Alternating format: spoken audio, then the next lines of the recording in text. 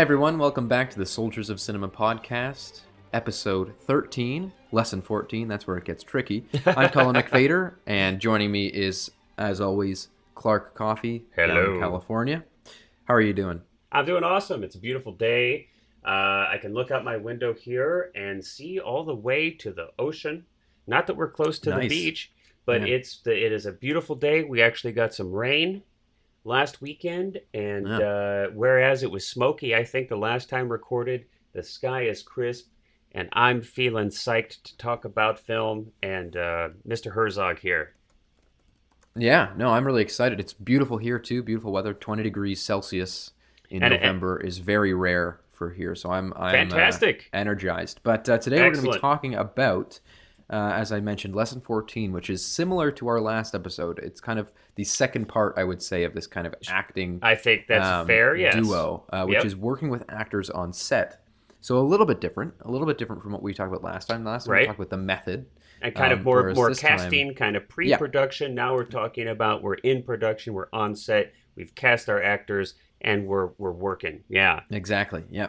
And it's a really interesting lesson because there's a lot of, as per usual with Herzog, there's some sort of controversy or Mm. controversial takes on how he Yeah. deals with things, and we'll get into all those details I mean, that's as what the makes it so episode goes. juicy, But right? I mean, if yeah, it were exactly. right. Well, I mean, that's what makes him. I think that's what one of the things about kind of studying him as a filmmaker Well, is so that thought-provoking, it's right? not just sitting there and going, okay, this is how X makes a movie, and there's their behind the scenes process. It's Right. like he's just will like throw some crazy thing out once, and you'll be It's like, fantastic. oh, Oh, okay, and he has tried so many different techniques, and we're gonna get into some of that here, like hypnotizing yeah, actors, for example. Which, I mean, come on, how many directors have done something like that? So hmm it really is like a fantastic, and this is what we love. I mean, we're both fans of Herzog, of course, that's a given, but it's why it's so fun to take a look at his films and his philosophies of filmmaking because.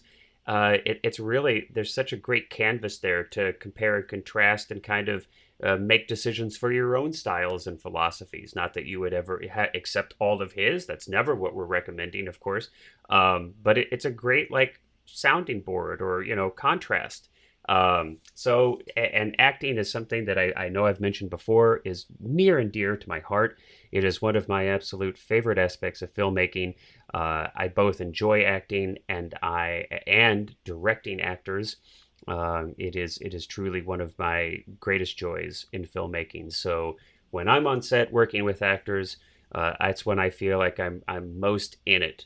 hmm What about you? Is that just to take a tiny little quick, but I don't know. is I that mean, something? Is it one of your favorite parts, or is that a part I'm in that you between. worry about? I Okay, really like location. I okay, love getting out and one of my desires, not necessarily as a career option, but one of the things I love the most with film is even just going out and getting, nature footage and things mm, like that. So I am in between there. I do love working with actors and I love the energy on a set, but there's also times where I think that filmmaking can be very poetic and very solitary, yeah. and that's kind of a lot of fun too, Well, I and know that it's really kind of like you introspective. have kind of not to put words in your mouth, but I get a sense from just knowing you for so many years now that there's kind of like a communion you have with the camera and the image that is hmm is a really important part of it to you.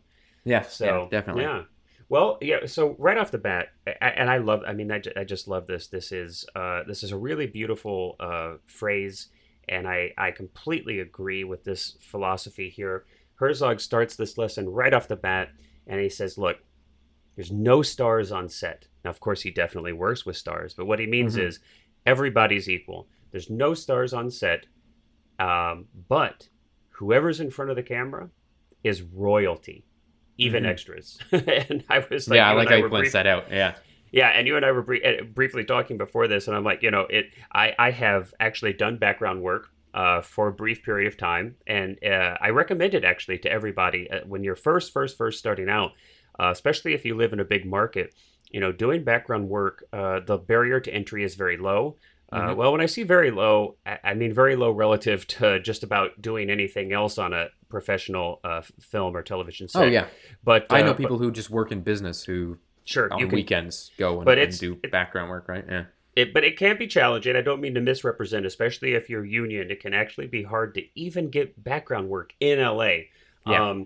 but it's a great opportunity to get on a professional set and actually watch the mechanizations, watch people working, see how a pro set operates. It's fantastic experience, and you can be just starting out in your career and work 6 feet away from people at the top of their game. So it's a great Yeah. way to get close to people. I digress, but it's so wonderful for me to hear that because most of my experience is that extras are definitely not treated like royalty. No. No. They're kind of more treated like cattle, frankly. Hmm. Cannon But fodder. cannon fire, Toto. but but I really do love this phrase, right? That look, there's no stars, meaning there isn't somebody that's above somebody else, receiving special treatment or whatnot. But whoever's in front of the camera, they're royalty. Yeah. And I think Exactly. Yeah. it's a wonderful way to kind of phrase this. And I think Um, that my take on that too isn't necessarily that it's like, bend over backwards to serve the no, talent, but rather correct. that because the image is so sacred. And I Yes, don't mean what just the they're visuals. doing I is mean that so the image, the frame of whether it's film or digital you're shooting on, right, that exact moment that you're capturing is sacred, and that so precious. It's anybody involved precious. in that Yeah, is exactly. It's and like making a stained glass window. It's like, you could have a sheep in there, but that sheep is now this holy thing and right. this beautiful work of art. Yeah. Great way to put it, right? And that and performances are often they're very fragile things, right? A performance is this fluid, fleeting, vaporous kind of thing that's happening in real time. And I think that we've talked about other ways to protect that space and allow for these fragile, nuanced moments as to occur on camera. You really have to create that sphere of protection for whoever's in front of the camera at whoever it is whenever they are. So I love that. Um, Hmm. Herzog goes on to talk about having confidence with your actors. Well, yeah, I would hope so. I mean, if you've done your due diligence, if you have taken the time and the investment in your casting, and certainly, hopefully, by the time you get on set, you still feel good about them. Yes. Yeah. Hopefully, you've talked Although to there them. have been very famous examples of people being recast, midway Well, through production. certainly, Yeah. certainly, and it does happen. It does happen, and we haven't talked about that, and Herzog hasn't talked about that. But I think that's a really good point. If you're ever in a situation where, because look, things happen, right? Or Hmm. I don't even want to say, well, you could that it's a mistake in casting, but sometimes situations change. Sometimes you feel like something was a fit, but by the time you get to shooting, you realize it's not. So that definitely can happen, and I think that's a good point. I mean, look, if you're to the point where you have really lost confidence in your actor, I mean, it's like you have, and we all kind of know, right? There's things that happen that kind of ding your confidence a little bit, but you're like, no, no, no, it's good. I still trust them. But you Hmm. get to a certain breaking point where it's like, okay, now if you don't feel like you trust your actors at all, then probably that's where you have to start looking at, well, should I recast this? Because it's painful. And it can be Costly. expensive and time Yeah. consuming and everything else. But it doesn't get better the longer you wait. I mean, it's Hmm. better to recast somebody in the first week of shooting than it is in the last week of shooting. My goodness, Especially as soon as you have that inkling, it's as like, soon as, or yeah. but an inkling as far as like you've really mulled it over and you've had Yes. conversations with Yeah. them. And You I mean, shouldn't just, yeah. If they make one little mistake, then you shouldn't be like, all right, they're done. no, no, no, my But, gosh, I make a I think that hundred that's little the thing mistakes that, every day, so that's not, yeah, the thing that comes up for me is more personality, right? You okay. can, after spending a few weeks with somebody, you usually can have a pretty good gauge on their personality, both positive and negative aspects. And I think that sometimes if those negatives really outweigh the positives, then yeah, you can kind of make a guess there Right, of but this is not going to it's go well. it's one of these kind of intuitive. Ultimately, it boils down to just your intuition in a sense. I mean, Hmm. look at the relationship that Kinski had with Herzog. Of course, it's notorious. We've talked about it numerous times, and it's been the subject of all kinds of myths and stories and everything else. But I mean, certainly their relationship was a complicated and sometimes violent one. But Yes. Herzog, his intuition was, okay, yes, this is challenging. And it's often, Kinski is completely a catastrophe on set. And he's, other people are about to quit their positions. This is, horrible. But he stuck with them. Yeah. And there's definitely some proof in the pudding as far as the results on film. But everybody's going to have their own points where it may be time to recast. Yeah. But Herzog, so hopefully you're going into this with a high level of confidence. You have a rapport with your actors now. You're on set. You've gone through pre-production casting. Perhaps you've rehearsed with your actors. Certainly, hopefully, you've talked with them. You've had an ongoing dialogue since you've cast them, and now you're on set. So hopefully you've got, you're able to read them a little bit. You understand them as human beings and as actors. And so Herzog talks about, having that understanding so that, when you need to kind of keep them safe, and maybe when to have them feel a little bit uncomfortable. And that can Um, be, again, this really does relate to the last episode where it's yeah, like, how do you 100%. ride that very fine line, that very slippery slope of not breaking that trust with your actors, Right. but letting them be aware of the type of environment you're trying to create. Yeah. Because many actors will legitimately say yes to being uncomfortable or being in not the nicest situations environmentally, like if it's freezing cold out, or if Right. it's, of course, to a safe degree. I mean, especially if But it's if it's pertinent to the story, if it's Yeah, pertinent to the scene, I think there are limits, but but I think the uh, worst thing you can do is not involve them in that process and right, not communicate that with them, because right, then you're, again, as we said, this whole communication and trust thing is so vital, right.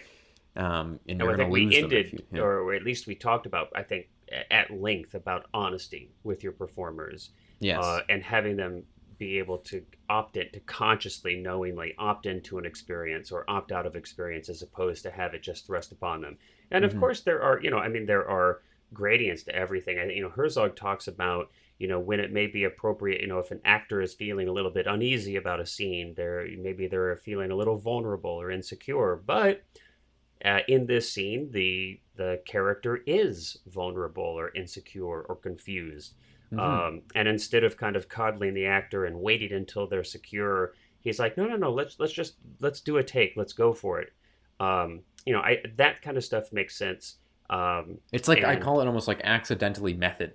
right, It's like they're like, right, they might not be method actors, but it's essentially the there process. you And go. Herzog does get into method acting later, He but does, and we'll talk about that. yeah, Which and but and I do this is think that very sometimes interesting. that is even better, because I think that, like, I almost think that this accidental method Hmm. is more effective because it's coming from a natural place. It's not coming from a thought Mm. process of, I'm gonna go method. It's coming from a thought process of, damn, I have a lot of stage fright right now. Oh, let's use that. So it's kind of funny how Well, and the it's different interesting, and I processes think work. I think actors who are experienced, actors who are trained and experienced are going to understand these Hmm. things. And I think because look, they will have worked through this kind of situation 100 times, and so they're going to have an understanding of what's going on here. And there's also kind of a school of thought. I remember one of my old acting teachers. She was like, "Look, everything is part of the story. Hmm. How you feel at it, I mean, it's all part of the story. You channel it through there. So and I think most actors have kind of learned to take whatever it is that they're feeling in that moment and realize that, hey, I can use this in the story. I think with some, with less experienced actors, if you're working, or maybe they're not even professional actors, you have to be a little more careful. I think you can still do these kinds of things. You can still use that uncertainty, that vulnerability, but I think you need to let them know what you're doing. Like, hey, explain it a little bit to them. Hey, like, it's okay. You feel nervous, but this is going to be perfect for where we're at with the story and the character right now. Let's Hmm. do a couple takes, and so it's just so situation specific. But I think overall, in general, absolutely. I mean, use what's in the air, use what's going on, Well, and it's channel just that funny. into the scene. I've got a little anecdote. When I was in high school, I was doing a short film about Andy Warhol's Factory Girls, Okay. and one of the actresses that we had didn't know any of her lines. Like, she came to set and just Boy. knew none of them. And it actually wound up working out really well, because there Okay. was a very clear, you know, thought process of her when she was sitting there delivering the lines, that it really looked like she was straining to remember them, but it played out as seeming like she was like Thinking, nervous and nervous. Okay, concerned to talk and yeah, concerned to say the wrong thing to this, Andy Warhol lady. So it actually worked out really well for great. And the you energy of guys the were able scene. to use it, right? Yeah. And I'd much And rather do that than scold someone for, well, for forgetting their sure. lines or whatever, right? Yeah. And I think if it's working, I mean, I have an example where unfortunately the opposite happened, right? Right. Yeah. Where I was working on a short film. It was one of the first short films that I had ever done here in Southern California. I had recently moved here. I had a lot less experience than I did now, but I was working on this film just as an actor. I was playing one of the leads, and one of the actors who was going to be in a handful of scenes that we were shooting this day didn't show up, Yeah. and just Oh, didn't geez. show Yeah. up. And that's definitely, that's an issue with the director and producers to not have been on top of that. But Hmm. we had a significant role not show up, and so that role was filled with somebody who had very little acting experience. And unfortunately, his nervousness, his vulnerability was not appropriate in these scenes, Hmm. and the director had a really difficult time, trying to mold where he was in his current state Yeah. I was gonna into say an too. appropriate performance there, and it actually turned out to be a pretty big deal and had a significant impact negatively on everything that we shot that day, and it actually was pretty nasty. Hmm. Um, I but do wonder though if a more experienced director could I think have so. worked I with think that. so. I Yeah. think so. Yeah, I think so. But I think this is it was just a case in point of, we've got an inexperienced actor and an inexperienced director. Hmm. And so the director was not able to, work with him to kind of channel those insecurities or those fears into because I think you always can, right? It doesn't have to be this very literal connection where it's like, well, the character is nervous. So since you're nervous, Hmm. it's going to be fine. I think you can use you can get imaginative, you can get complex, and you can kind of twist that. And this would just be a simple example where you'd say, okay, you're nervous. Now, your character doesn't appear to be nervous. Your character actually appears to be very confident. So, okay, well, what do we do when we're nervous? A lot of people project this veneer of confidence, almost overconfidence, because they're covering up an Hmm. anxiety or some feeling that they're not good enough, or there's some self-esteem issues, so they project this like very confident veneer. So let's work on that. I mean, so there's all different ways that that you can channel these kind of energies, but I just don't think the director had the experience. He just hadn't Yeah. been in these It situations was it before. was But a situation where it's like, oh crap, this guy doesn't know any of the lines and doesn't know any of oh the boy, no, it was performance in even it. worse. Do you want me to tell you the full story just real quick? It was even Sure, worse. sure, yeah, It was yeah. even and again, I want to say, if anybody I've worked with recognizes this story, I think all of us were very inexperienced, and so where I could have been there for this actor or even for this director, I wasn't because I didn't have enough experience. It was just we're all starting out, but Hmm. the solution was that this guy was going to have a couple beers, and that was going to take away his anxiety for the scene. Oh, geez, I know And where let this me is going. just Yeah. tell you how that did not work out very well at all. That's hilarious. I think instead of like a beer or two, he ended up drinking like a six pack. And so now, on top of being nervous, he was actually intoxicated. And it was a very, very challenging shoot day. Let me just Oh say yeah, that. But hey, we lived. We went on to fight another and you day, learned from it. and we learned from it. But anyway, so yeah, look, Herzog doesn't talk about this, but from my personal experience, I would say maybe don't go the liquid courage route No. necessarily if your issue is that you have an actor with a lack of confidence. Getting drunk is probably not the best solution for Yeah. that. Yeah. Yeah. And that's, hey, and Herzog says, know when to push, but know what your limits are. And that would be like a really good case in point of know what your limits are. Maybe one beer, not six. No. Yeah. Yeah. Exactly. Oh That's my funny. gosh. But yeah, look, hey, and this is part of the wonderful world of filmmaking. You got to start somewhere. You have to learn your lessons somehow, and I think the best lessons are learned on set. And Hmm. you can take a master class from Herzog. You can listen to these podcasts. You can do all these kinds of things. Watch all this, read a million books and watch a lot of YouTube videos. But look, everybody learns on set. That's where you learn. And perhaps Uh, that even is a pretty decent segue into his next point, which is about Rehearsing. rehearsing. Yeah, Yeah. which is don't he doesn't like to rehearse or do like a table read Right. beforehand, which I think is really interesting. Yeah. And I think again, like What do you anything think's in this interesting medium, about there's that? there's there's pros and cons. Yeah. I mean, it's definitely not his most controversial thing because there's a No. lot of A lot directors of that yeah. don't like to rehearse. But I I think it depends on the actors because I think that honestly, I think that the more experienced actors can really benefit from rehearsal time. And this is Okay. going to sound almost like it's the opposite of what it should be, but yeah, I think Okay. that the more experienced a actor will benefit from rehearsal time because they will Interesting. know how to play around with those things and to try new things. Okay. Whereas less experienced actors, I would almost rather limit the rehearsal time as much as possible. And the reason for that is because I think that a lot of times with less experienced actor, they overthink things. Mm-hmm. Where if you don't give them a chance to overthink and you just basically say go with your very first instinct, it can often come out a lot more natural and a lot more real, Interesting. as opposed to if you let them rehearse it for 3 Right. weeks and they have all these different scene studies and things like that, and then they get onto set and they've got this whole scene overthought in their brain. They're thinking about every single word that they're saying.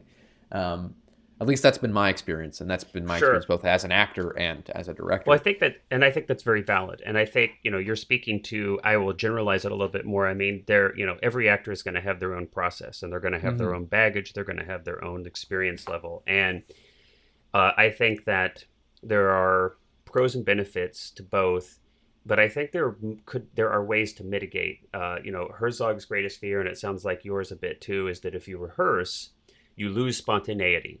Now, of course, we've talked about at length that Herzog is very much focused on urgency and Hmm. spontaneity, and so it makes sense that within his style, his framework, philosophy of filmmaking, that he wouldn't rehearse, that he's gonna err on the side of urgency and spontaneity.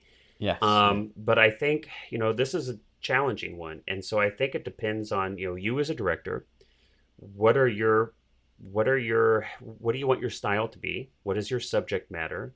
What's the overall tone, feel, etc. of your film? And you may have to take this case by case. You may be working on a project where spontaneity is more important than other considerations. I can say I am sometimes a bit hesitant about I'm kind of a fan of rehearsal, and maybe that's because I've come from a world of theater before I ever worked on camera. And I know as an actor myself, I am a huge fan of a lot of homework. Now, here's the catch. What is homework, though? Yeah. If you've got an actor who thinks homework is running lines, you're in trouble. Or So just if doing you have an impressions of actor, his or her favorite actors. or just that a lot of less experienced actors they put almost all of their time into learning, quote unquote, learning their lines because Yeah. they're Yeah. afraid that when they get in front of camera or on stage, if it's theater, of course, that they're going to forget their lines, and so they're so focused on their lines. Well, sure, say a line 100 times. What's going to happen when you get on camera?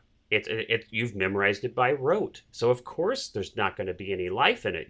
You've literally taken all the life out of it, not It's just because become you muscle memory. rehearsed, Yeah. but how you rehearsed. Yeah. It's Yeah. about how you rehearsed. So for me, I think rehearsal is vital.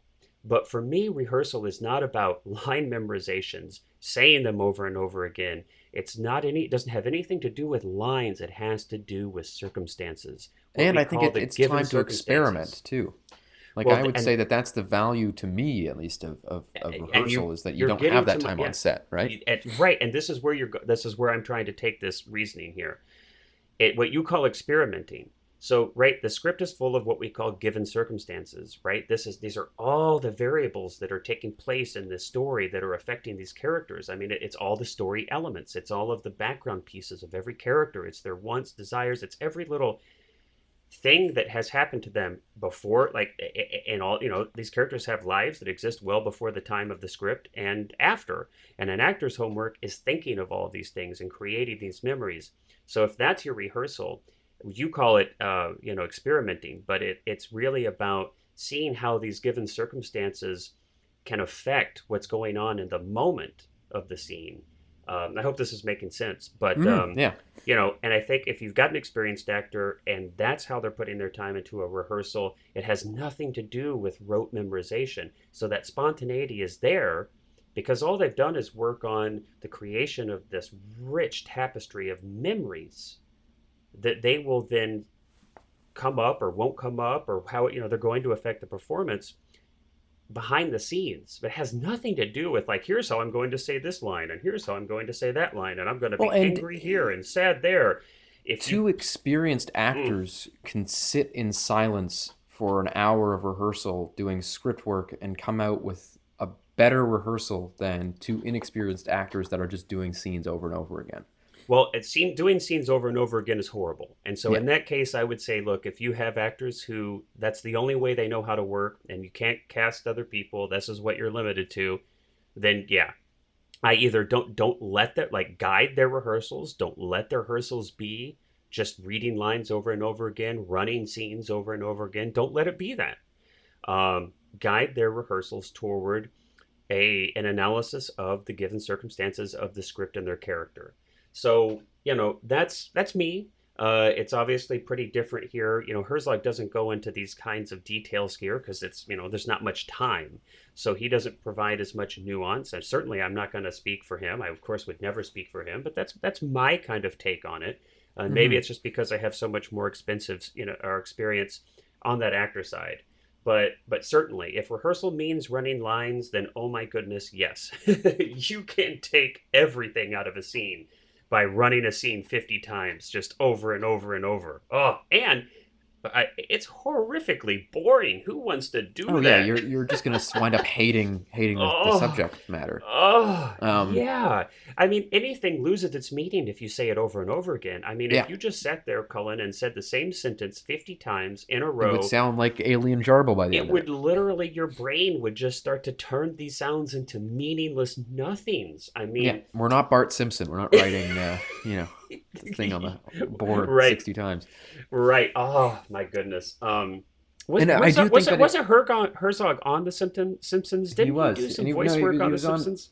Yeah, I think he did The Simpsons, and he's done like Rick and Morty and a few different things. He's in yeah, Futurama, I yeah. think he was on So Futurama as well. great tie-in, Colin. Excellent. Yeah, there you go. But I also, I mean, the one thing I will say that I do disagree with Herzog on is the table read. I actually enjoy a table read Yeah. more as a kind of the perhaps last chance before you really dive deep in to say, okay, you know what, this really isn't working. Like from a Um, writing perspective, yeah, well, from a right? writing and from a casting perspective, Okay. if an actor is doing something that's completely out of left field, you can kind of gauge there. All right, can I work with this person and can I kind of Oh, steer them in the interesting. direction that I'm thinking, or is this going to be a really difficult process just off the Hmm. bat? I've had especially with inexperienced actors, um, table reads have gone have just been really enlightening because they've done things that have led to recastings Oh, where wow. it's like they will Can I say ask? still. So, can you dive into that? And the reason I ask is because as an actor in a table read, I never, ever, ever, ever, quote unquote, act at a table Yeah, read. It's yeah. literally just a reading, so I am never acting. Oh Like it, no, exactly, and that's and so is exactly what that it what should are be. you looking at performance in a table? No, Like no, when no. you say I'm that it not affects performance. casting? Yeah. I've seen people though come into table reads Okay. and act their heart out, and Ah. I've seen that both go well where somebody's doing that and they're really just experimenting with these lines and it actually Mm-hmm. can be really interesting. But I've also seen it to the point where it's like that's complete. That this the characterization here is completely off base. And I think that the reason that's really important to me is that then I can, I'm not immediately, as we talked about before, I'm not immediately going to go, okay, this person's out, I'm firing them.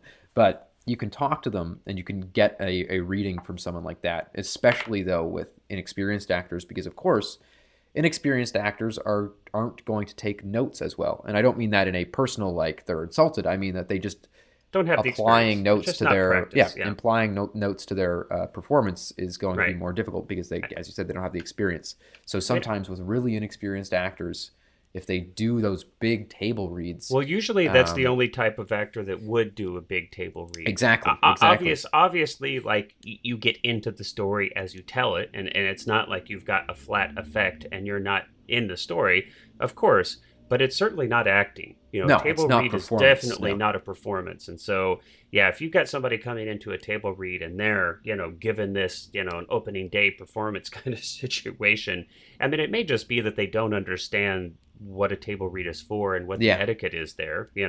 But I Um, do have a specific example too of that happening where it was, again, it was like reading through this thing, and I remember afterwards the producers and I had a conversation, and we were just kind of like, that's completely wrong, and not anything against the actor, but we just realized that it was a complete miscast, and that mm, the performance that they, like, the entire read that they had given for this character, just the hmm personality that they'd applied to the words was like the, you know, completely way off of yeah, what the story needed. And it wasn't only, again, I also want to reiterate that it's not just for personal taste. It's not just me sitting there going, well, I would have said that differently.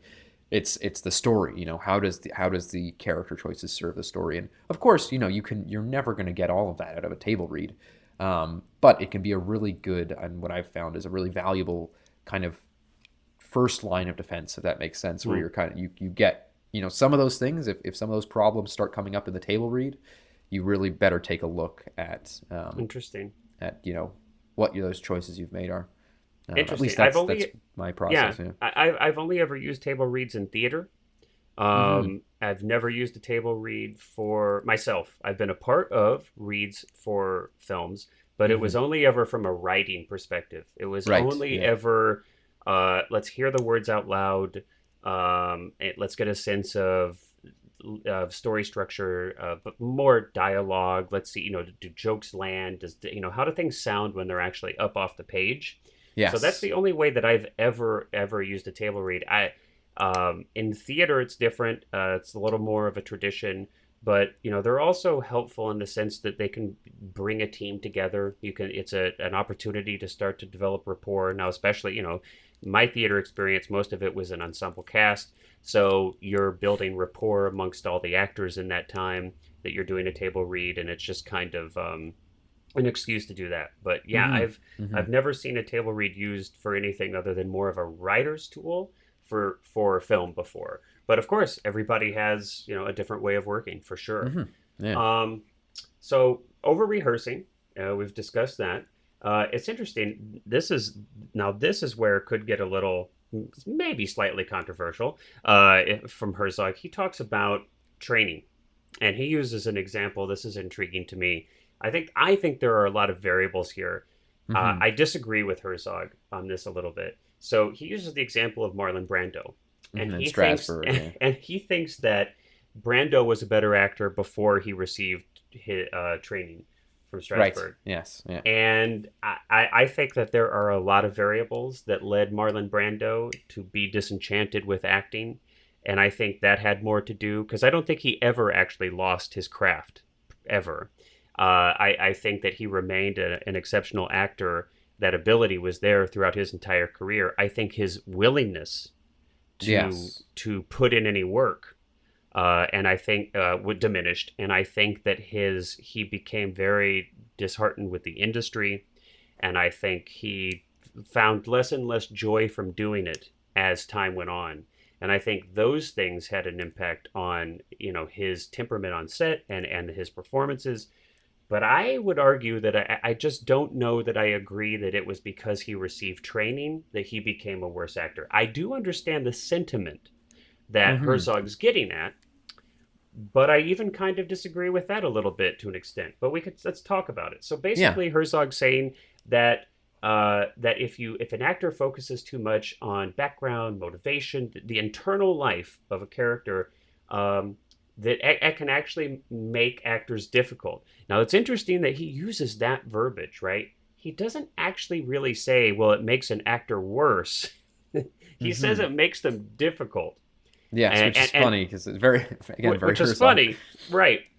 And Herzog is, he uses some, goes a little further in his example, and he says it's, an actor becomes so focused kind of on these internal issues that they lose track of some of the just base fundamental external logistics of acting, like hitting your marks, staying in frame, finding your light, etc., etc. And I could certainly Which see to where me though that could be the is case. again, it's one of these things where Herzog is filled with contradictions. Yes. Because before this, if anybody had told me that, do you think that Herzog cares about the internal work of an actor more than the actor hitting the mark, I would say he cared more about the internal work of the actor. Right. But I find that it's really interesting that here he sort of points out that he's more workmanlike here, if anything. Like Hmm. he's more like, we've got a job to do on set, and if you're messing up those cues and things like that, then which is really interesting because then because Yeah. you'll find places where Herzog talks about filmmaking completely differently. Like when he talks about camera, he's like, yeah, you know what? I don't care if my camera operator goes off and finds the shot himself and moves his arm right into the shot and looks, and it's like it's very funny that he's got again these kind of internal Well, contradictions. Well, it's interesting. I mean, I think there are some seemingly contradictory things here, but I think it also falls in line with a lot of other things he says. And I mean, this is kind of the very nature of Herzog as a filmmaker, is this seemingly kind of paradoxical duality that exists here. I mean, Hmm. clearly, Herzog will say over and over and over again, he doesn't want to analyze his films. He doesn't want to he doesn't actually want to analyze his internal creative process. He doesn't want to question it. He doesn't want to know about it. And every his process as he describes it in this masterclass and in other places is all about just going, just go go Hmm. go, do. I don't want to get in my own head. I don't want to mess up my flow. I don't want to overthink it. Overthinking it will kill it. So this is his push towards urgency, spontaneity. Whether when he talks about writing, he's talking about his actors. So I think he really does come from a place of, look, this acting's not therapy, filmmaking's not therapy. This is, that's not what that's about. And we're not trying to find yourself in the process. You're not trying to like uncover Your inner your demons, yeah. emotional demons or issues, right? That's not what this is about. Um, so that falls in line. This falls in line with that very much, where it's like, okay, well, I don't want my actors to do that either. I don't want my actors to get overly analytical. I don't want them to get so far inside themselves that they turn themselves inside out and are kind of just this paralyzed puddle on the floor. Now, from my experience, I could speak to this a little bit, and I'd be really curious to know other people's thoughts, but not just my experience, but I've seen this mirrored in other actors' experiences that I've known and studied with and kind of grown up in the business with, and seen known them for a decade or more time and kind of seen a similar trajectory with them. And that's this, is that I think, and there's actually a model of learning which goes along with this, which I'll probably screw up, but basically it's like there's a point where you don't know what you don't know, so you just like run headlong into it.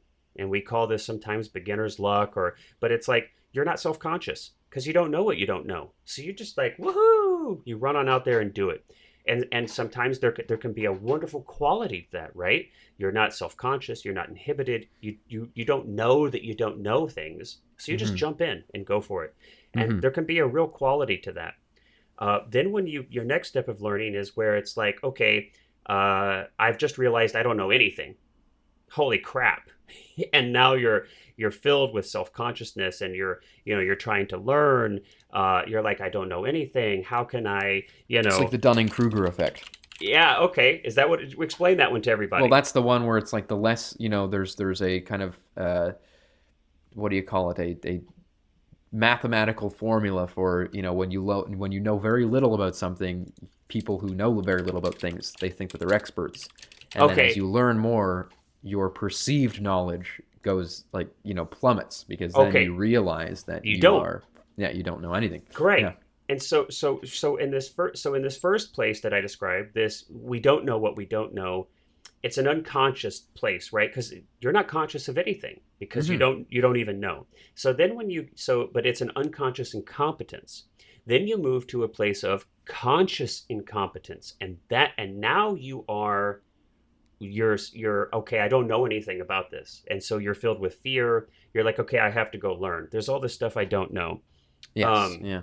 and then you move to a place of competence where now you've spent time learning, but it's still conscious. It's like, okay, I've learned all this stuff. I know that I know. Okay. Hmm. And you're still, so both of these two modes are a conscious mode. You're in yourself. You're like concerned about your own competency. You're analyzing your own level of understanding or lack thereof. It's a very conscious in your head experience, which is unfortunate because acting is not about that. Hmm. Acting is not about a conscious, planned thing. But there's a fourth area of learning. It's we don't know we know. Yes. And that's where your competence becomes unconscious. Hmm. And that is where you want to be. So I disagree with Herzog a little bit, or maybe in my own mind, at least for myself, I'm refining it, which is this.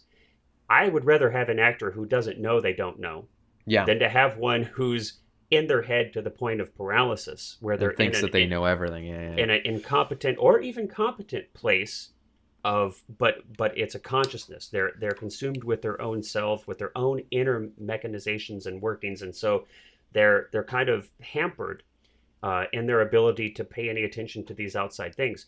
But if you get to a competent place of unconsciousness, and so what I like try to tie this all into the studying acting thing is this, is that maybe a person who's never studied acting might be easier to work with than a person who's just started and they're steeped into it, and they're Hmm. extremely conscious about this whole process and everything that's going on. But I don't agree if you take an actor who's been through this process and they've come out the other side and now they have internalized and made like a muscle memory kind of, if you will, of their craft. Every time I want that actor. I want a studied Yeah. actor, but who's internalized it and now it's unconscious. You know what's funny too? So we've spoken briefly about I went to a drama high school, Mm-hmm. like a specialized theater Fame, school, Colin and wants to live it was forever. Glee. Yeah. But no, I think that it's interesting that you can actually, and many people who went to the school as well and taught there and stuff like that will say the same thing, which is you'll get really great performances out of the grade nines. The Mm-hmm. grade 10s and 11s are trying so hard Yeah. that you Yep. wind up losing those great performances, and then Yes. it's not until you get to grade 11 or grade 12 Right. that those you almost return to They that come back, infancy, and it's like this weird. but um with more nuance though. With exactly, but I more. mean that's what I mean, where Kurosawa has a great quote, and it's not specific to acting, but it's specific Mm-hmm. to artists and stuff, and he says that um there's this old Japanese saying or something like that, which is that as you go through life, you begin as an infant, and that is your most knowledgeable and your most, immersive time of your life. And then Mm-hmm. you go through life and you try to make decisions, and you're always thinking things. And then by the end of your life, you return to this phase where you go, I've learned all I can. And you return to the infant phase that you are Mm-hmm. now just taking in knowledge again, and you're learning and you're actively learning. And I think that that's so, not Beginner's only is that mind. poignant to filmmaking and art in general, where it's like you get to a certain point where there's definitely that kind of pro mature kind of thing where you're an amateur but you're trying to be professional, where you think you know everything, and then you get to the point where you realize how little you know, and it's exactly what you're talking about. But Yeah. it's funny that it breaks down almost exactly into the grades in Yeah. this high school, which is that the people who are coming in grade 9 who have sometimes no acting experience, sometimes they've just got kind of a little bit of a natural kick for it. Mm-hmm. They wind up giving incredible performances. And, there's obviously some tons for them to learn. But then as you get to grade 10 and 11, these middle years, you get this, not necessarily an arrogance in the sense that it's No, a it's a it's rudeness, just a but it's consciousness. It's a yeah, self-consciousness. it's this assumption that you are becoming an expert when you're not near it, Yep. which I think Yep. is really interesting. I think it's a really interesting way to look at it. Yep. And so that's, so I would differ in Herzog, but I can totally understand, his experience, which is, hey, I've worked with actors who have been training, and wow, they're really difficult, and Yeah. they're just focused on this whole internal process. But filmmaking is not just your internal process, man. Like, we got to get stuff done. And I do want to add this too. I mean, you mentioned that these ninth graders, these beginners, were able to occasionally give exceptional performances. But I want to say what they likely couldn't do would be to deliver consistent brilliance. Yeah, And consistent that's or an explanation of how right. they got to that point. And that's where you get when you actually have gone through all of these the process of learning, and you've come out the other side where you have an unconscious competence. It's consistency. It's that Mm-hmm. you can bring a brilliance to that take after take after take after take, and in different ways, with different shadings, with different gradients.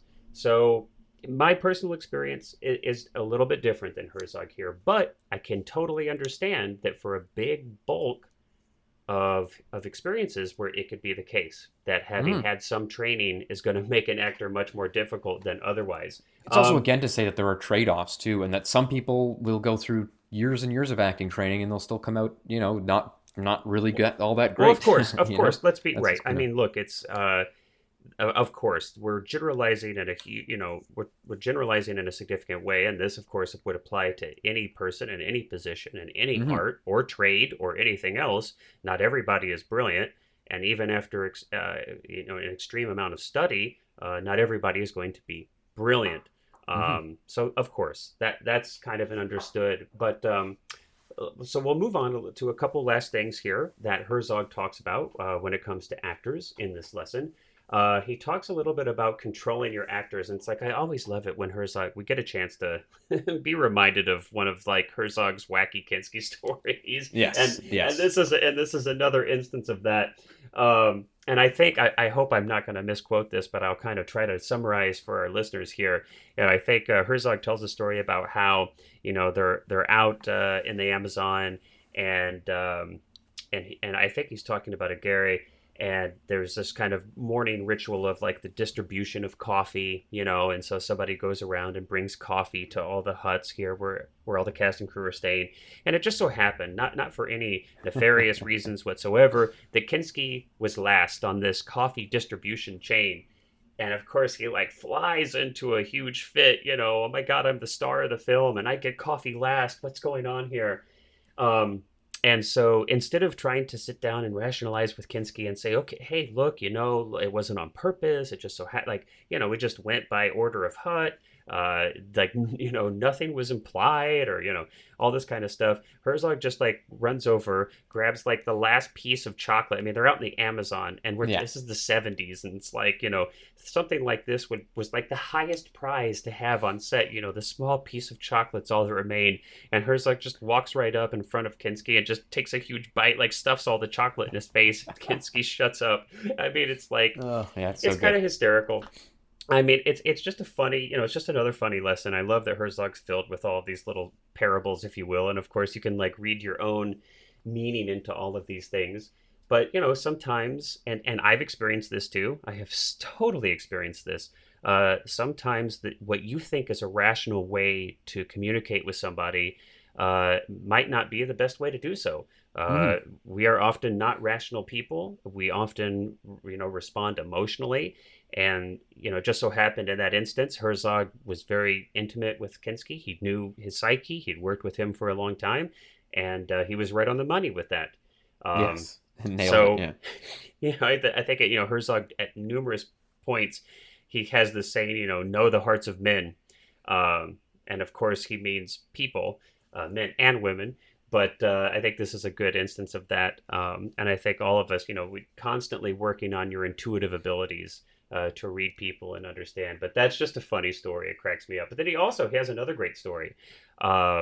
That classic scene in Aguirre near the end when he's talking about, that he's kind of just like got this God complex, right? He's almost like turning, he's like, the earth will shudder under my feet and birds will fall from the sky. And he's got this. It's amazing performance. He actually looks. I don't know if you've seen it recently. I just watched it a little bit to remind myself of the scene, and hmm he like is delivering this into camera. He totally like. Yeah. No, yeah.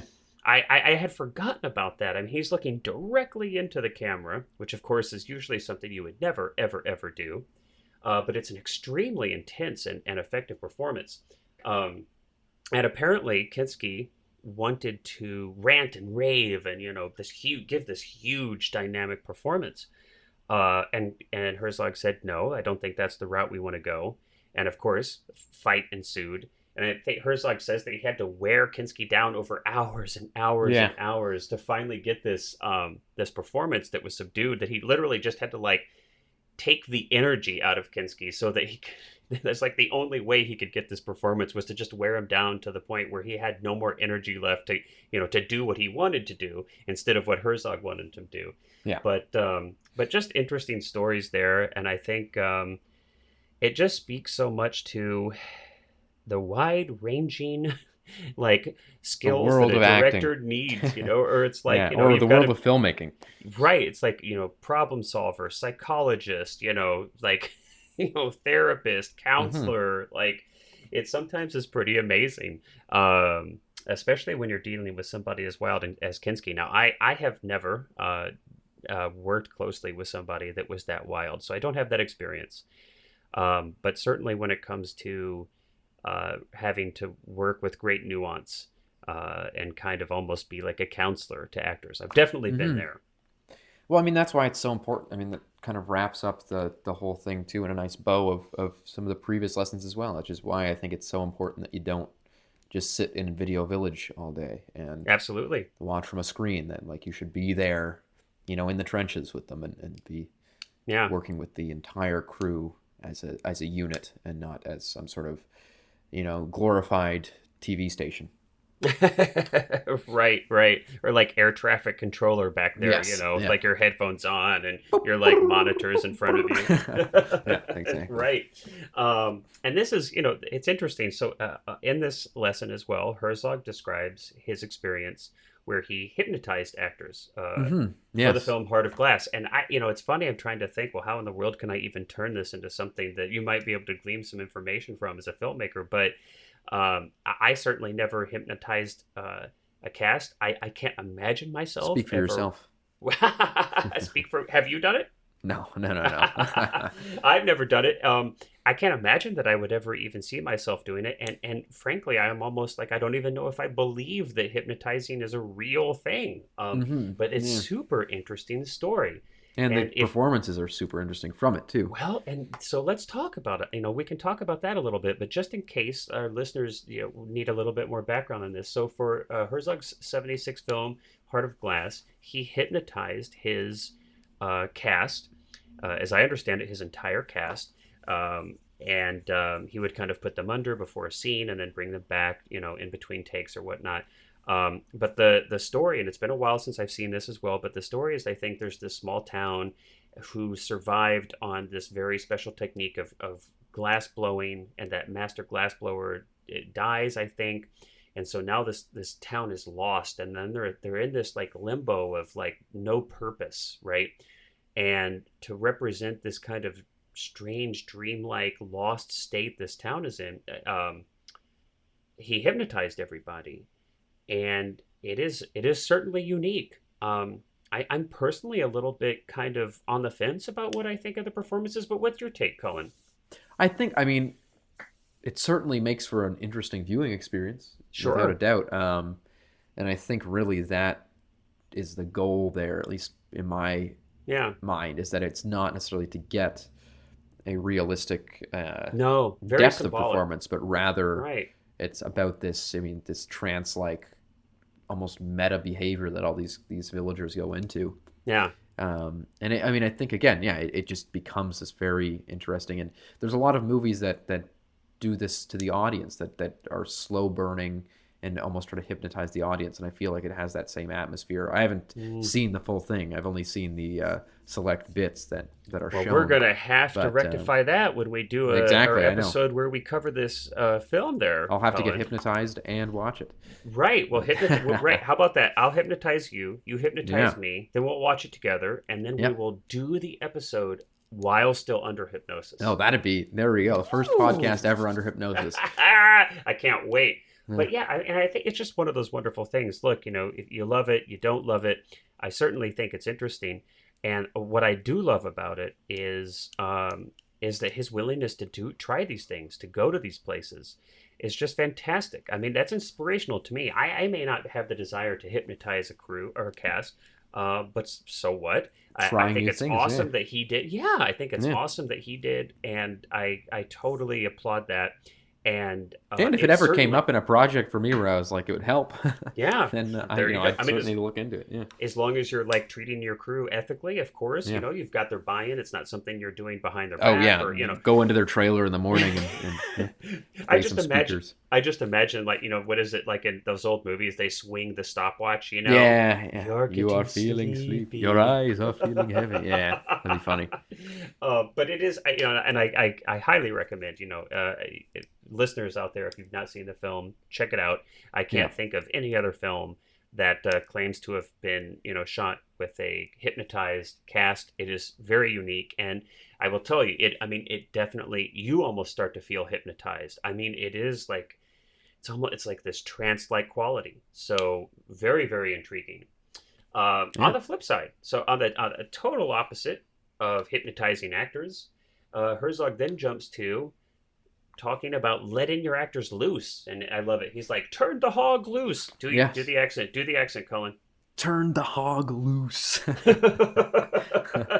But he talks about specific actors that he has a lot of confidence and trust in, and Hmm. after he feels like he's gotten the takes that he needed that were on script, then he's like, I think there might be a little bit something more there, and he lets his actors. Like I said, a few he mentioned specifically, Kinski and Cage, but he lets them improvise some.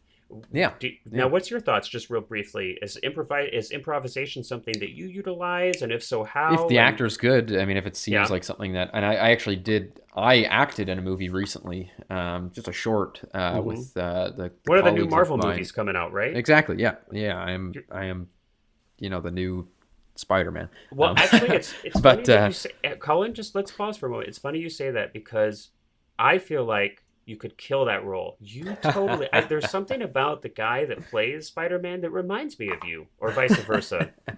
that's funny. I mean No, this I'm in not in all Marvel, compliment. unfortunately. I'm not getting those millions and millions of dollars. Well, I'll Otherwise, tell you I'd be what. If putting you it to ever much do better get use. cast, if you ever do get cast as Spider-Man, I think our ratings will skyrocket for this Yes, podcast. I'm So sure. that would be awesome. I'm all for Yeah. it. But sorry to Um, interrupt. So no, you were. no, but so I was in this short film, and again, very close friends with the director and stuff like that. And she wrote the script out, Mhm.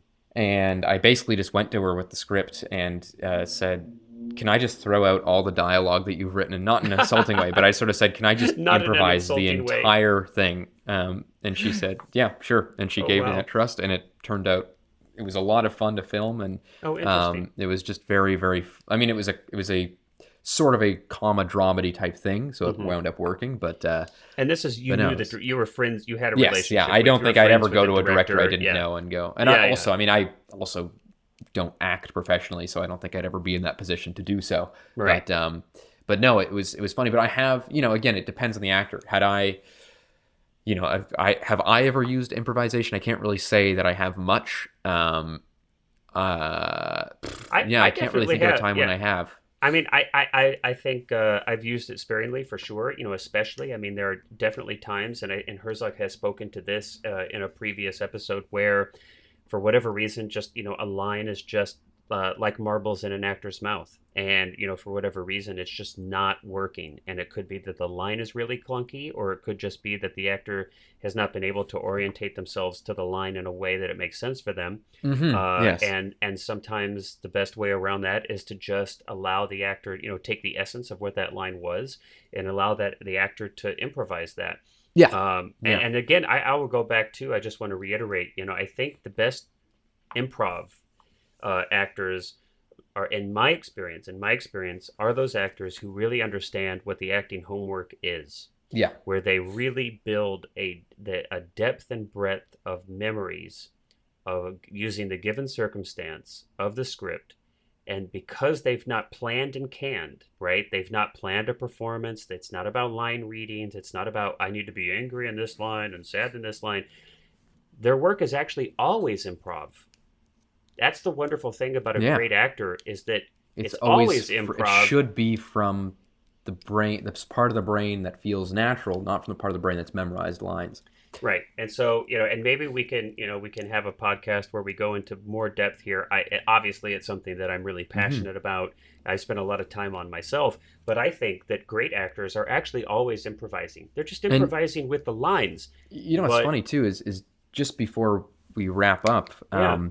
I I remember last week I mentioned in the kind of techniques of acting episode, the idea that when I was in that play Hmm. with a good friend of mine, that I found that we gave better performances off of each other if she was really angry at me before we started. And it was this kind Oh of funny yes. relationship between that. Right. And I want to say that a lot of theater work comes down to improv, sometimes to save your ass. The first Oh time that we did yes. that play, Oh boy, I've been um, there. the we what we found out was that we did not receive a huge chunk of the script. We'd Oh. never rehearsed, and so we had like 2 days to learn this huge chunk of the script that we just Uh-huh. never received before. Literally 2 days. That's not even an Mm. exaggeration. And of course, we didn't. There's no way that you can, wholeheartedly memorize that much, or even Oh, get I familiar with beg to that much differ, sir, but script in. I beg to differ, but we'll talk about that later. But Well, I with the have limited I rehearsal time that we had yeah. probably an hour and a half a day, so we had 3 hours to basically get Okay. something like But 25 I will pages. just say it's surprising. It's surprising how Yes. much you can memorize if you don't memorize by rote. But yes, a Yeah, topic yeah. for a different. So you've Um, gotten this big chunk and you have very little so time. we get on stage though. It's the opening night, and um, it was one of those things where it's like there's like 6 points in the play that are very similar dialogue wise, and they're very easy to get confused. Hmm. And what happens? Well, one of the lines was mismatched, and it just didn't make sense in Hmm. that context. It was Hmm. at a point where the line that was said after I had realized that my dad had died, and that was blah blah blah. So it Oops. made no sense that revelation was supposed to come way later, and it hadn't Yep. happened yet. And me and her wound up, and I think most of this is owed to the fact that we were really good friends and that we knew each other very well and had acted so much together. Improvised the hell out of the entire show. It was probably like 50 minutes of straight improv Oh to my get this thing gosh. done. Good for And we you. wound up, it was in a competition, and we wound up moving on the festival and getting, pretty far in it, which was hilarious considering that our first show, our first opening night was primarily an improvised. And I just remember we were just on the stage like crapping our pants. Like I was looking at Uh, her and she was like, and luckily we didn't play it off, but you could just tell from each other yeah. that we were both like, we've got to Yeah. get through this. And it was almost the adrenaline, I think, that really saved us there. That it was just suddenly we were like, all right, we got to improvise. That's, There there's you no go. turning around here. We can't save this. So, but we wound up doing pretty well. So, Yeah. Well, and it's one but of I the think that things that's that the really thing is that, separates theater from film, of course, is yeah, and that that's what I mean is yeah. that film actors with that theater experience can often be really, really valuable because you can, Yeah. there's such differences in theater and film acting, but there's some things that can carry over super well that you don't Yeah. really touch on in, for an actor who's strictly trained for film may not Mhm. even really realize or get the experience of, which can be really neat. For sure. Well, sir, I think we have come to the end of another episode. Lucky number 13. Everybody out there, I want to thank you so much for listening along. We're happy to have you here. We thoroughly enjoy doing this, and we hope that you thoroughly enjoy listening. So, Cullen, thanks again for a wonderful hour and 3 minutes here. Yes. Yeah. And I look forward to our next episode, which is going to be, if I'm not mistaken, sound. Yep. Sound. Exciting, cool. Yeah. And this will be neat. We've not, we spent so much time talking about the visuals, about acting, and we've really not touched sound in any way No, not yet. that I can think of Which in any of these episodes. So I'm really excited to look into this. I think this is an area that a lot of beginning filmmakers neglect. I know I had to learn so much about this. Oh God. And yeah. still do, and it's so important. It's so important. So I'm excited for this one. But until then, everybody, hope you have a wonderful week, and we will see you next time. Yep. Bye bye, everyone.